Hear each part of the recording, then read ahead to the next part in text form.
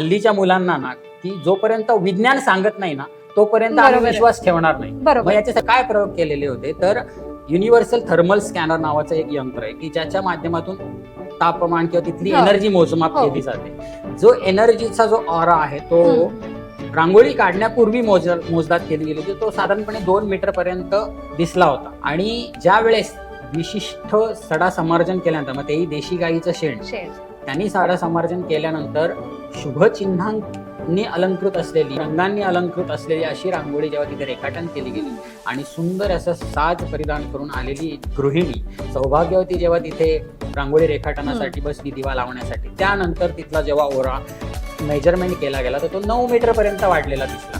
म्हणजे हे टी पेक्षा जास्त एनर्जी वाढलेली आहे. मुळात होतं काय की आपल्या घरात येणारा व्यक्ती हा कोणत्या एनर्जीने येतोय हे आपल्याला माहित नसतं.